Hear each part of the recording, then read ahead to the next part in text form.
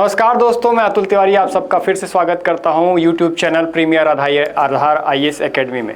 जैसा कि आपको पता है कि हमारी प्रशासन की क्लासेस चल रही हैं और लास्ट क्लास में हमने प्रशासन का सिनॉप्सिस देखा था और मैंने आपको बताया था कि किस प्रकार से प्रशासन की रूपरेखा दिखाई देती है।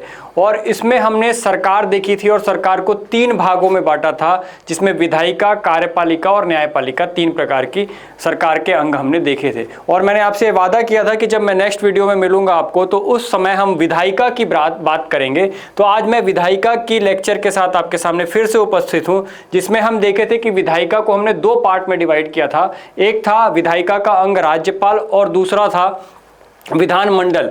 और विधानमंडल को फिर से हम 2 भाग में बांटते थे, जिसमें एक विधान परिषद कहलाता था और दूसरा विधानसभा कहलाता था।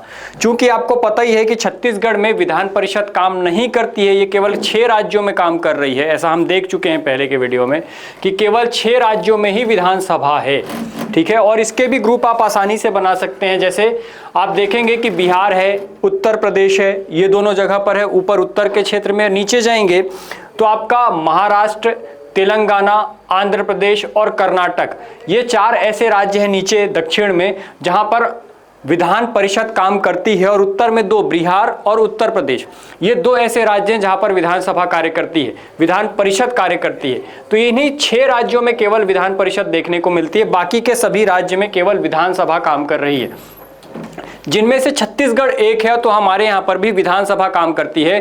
तो हमारी जो विधायिका है वो राज्यपाल और विधानसभा से मिलकर बनती है, ना कि विधानमंडल से। ये भी बात आपको ध्यान में रखना है। अगर हम इसके डीप में जाएं तो हम एक एक करके दोनों फैक्ट को देखते हैं। पहले हम राज्यपाल की बात करते हैं और फिर हम चलेंगे विधानमंडल या फिर जो हमारे यहाँ पर काम करता है विधानसभा, उसको देखने की हमको जरूरत पड़ेगी, तो हम वहां पर चलेंगे। तो चलते हैं राज्यपाल से, क्लास को स्टार्ट करते हैं और देखते हैं राज्यपाल के बारे में क्या जरूरी बातें हैं जो हमको याद रह जाएं, तो हमारा काम बन जाएगा, हमारे प्री में ये काम आ जाएगा। देखते हैं। पहली बात हमको याद रखना है कि जो राज्यपाल की अवधारणा है वो कनाडा नामक देश से ली गई है। ये जो अवधारणा हम लिए हैं, राज्यपाल का जो पद हमने अडॉप्ट किया है, ये कनाडा से किया है। तो सबसे पहला क्वेश्चन यही हो सकता है कि राज्यपाल का पद कहाँ से लिया गया है, कहाँ से इसको हमने अडॉप्ट किया है। तो याद रखिएगा ये कि कनाडा से अडॉप्ट किया गया है। और क्या याद रखना है कि जो राज्यपाल होता है, जिस प्रकार राष्ट्रपति देश की कार्यपालिका का प्रमुख होता है, उसी प्रकार राज्य की कार्यपालिका का प्रमुख, एग्जीक्यूटिव का हेड कौन होता है, तो राज्यपाल होता है। याद रखिएगा मैं कार्यपालिका का प्रमुख बोल रहा हूं, ना कि संवैधानिक प्रमुख बोल रहा हूं।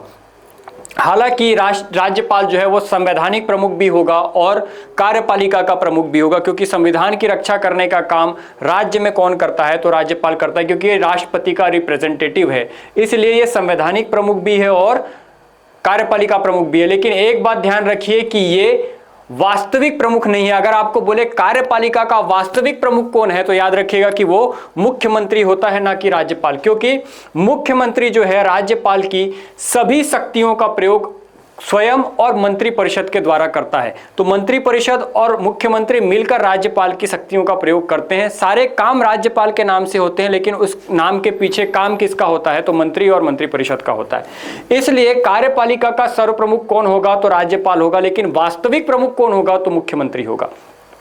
जैसे ही क्वेश्चन बदलेगा बात बदल जाएगी। अगर वो प्रशासनिक प्रमुख पूछ दिया तो फिर से क्वेश्चन चेंज हो जाएगा। हालांकि आगे हम बात करेंगे, जब प्रशासनिक प्रमुख हम देखेंगे तो वहां पर बात करेंगे। अभी बस याद रखिए, ज्यादा कंफ्यूजन नहीं लेते हैं, केवल बस ये याद रखिए कि कार्यपालिका का प्रमुख कौन होता है, तो राज्यपाल होता है। और राज्यपाल के नाम पर ही सारे कार्य किए जाते हैं मंत्री और मंत्रिपरिषद के द्वारा, मुख्यमंत्री और मंत्रिपरिषद के द्वारा।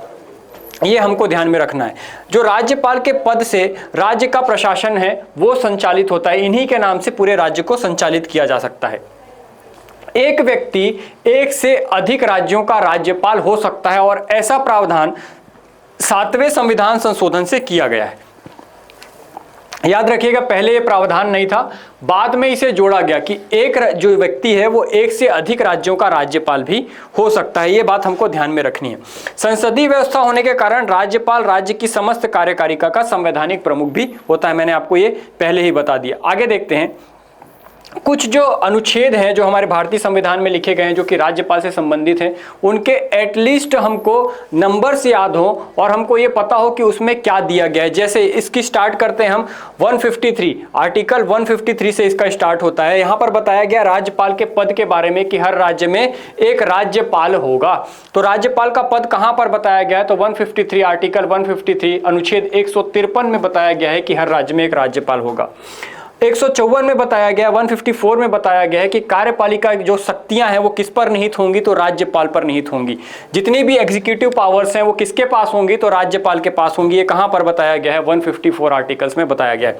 याद रखिएगा, आर्टिकल नंबर 155 बोलता है कि राज्यपाल की नियुक्ति की जाएगी, लेकिन ये नियुक्ति कौन करता है? तो याद रखिएगा, राष्ट्रपति के द्वारा राज्यपाल की नियुक्ति की जाती है। 155 के तहत, अनुच्छेद 155 के तहत राज्यपाल की नियुक्ति राष्ट्रपति के द्वारा की जाती है, इसलिए वो राज्य में राष्ट्रपति का या केंद्र का रिप्रेजेंटेटिव होता है। याद रखिएगा, 156 में, अनुच्छेद 156, 156 में राज्यपाल के कार्यकाल या पद अवधि की चर्चा की गई, जिसमें बताया गया है कि किसी भी राज्यपाल का जो कार्यकाल है वो राष्ट्रपति के प्रसाद पर्यंत होगा। राष्ट्रपति जब तक चाहता है तब तक उसको राज्यपाल के पद पर रख सकता है, ये याद रखिएगा।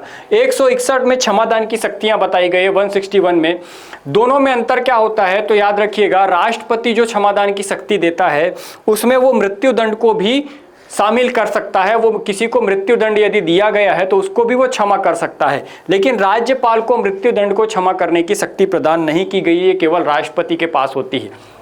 राज्यपाल किसी भी सजा को कम कर सकता है, उसकी प्रकृति को बदल सकता है, लेकिन वो मृत्यु दंड यदि उसको दे दिया गया हो तो उसको क्षमा नहीं कर सकता। ये कहां पर बताया गया? 161 में बताया गया है। आगे देखते हैं 163। यहां पर राज्यपाल की सहायता के लिए मंत्री परिषद होगी, ऐसी चर्चा की गई है ताकि मंत्री परिषद उसके नाम से कार्यों को कर पाए। ठीक है, आगे देखते हैं 166 में कार्यपालिका की समस्त शक्तियां कार्य राज्यपाल के नाम से संचालित होंगे, जो कि हमने पहले भी देख चुके हैं। ये कहां पर बताया गया? 166 में। 167 में बताया गया कि मुख्यमंत्री का कर्तव्य होगा कि वो समय समय पर राज्यपाल को प्रशासन की स्थिति के बारे में अवगत कराता रहे। राज्यपाल को समय समय पर रिपोर्ट भेजी जाती है कि राज्य का प्रशासन कैसा चल रहा है, ताकि कभी ऐसी स्थिति उत्पन्न हो जाए तो संवैधानिक संकट की स्थिति में जो केंद्र है वो इस पे कंट्रोल कर सके, इसलिए ऐसी व्यवस्था की गई है। तो इसके लिए समय समय पर प्रशासनिक रिपोर्ट किसको भेजनी पड़ती है? तो राज्यपाल को भेजनी पड़ती है। और ये कौन भेजता है? तो मुख्यमंत्री भेजता है। किस अनुच्छेद के अंतर्गत भेजता है? तो 167 के अंतर्गत भेजता है। अनुच्छेद 174 कहता है कि राज्य के विधानमंडल के सत्र को आहूत करना, मतलब जब भी सेशन स्टार्ट होंगे तो उसको बुलाने का काम किसका होगा? राज्यपाल का। साथ में सत्र अवसान, मतलब जब सेशन खत्म होगा तो उसका अवसान भी कौन करेगा, उसको एंड भी कौन करेगा? तो राज्यपाल करेगा।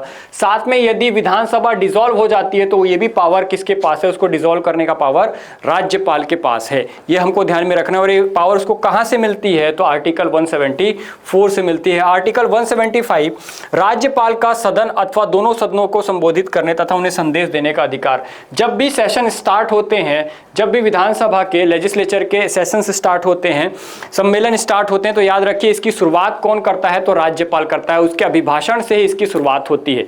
तो ये पावर उसको मिलती कहां से है? तो 175 के आर्टिकल 175 में इसको बताया गया है।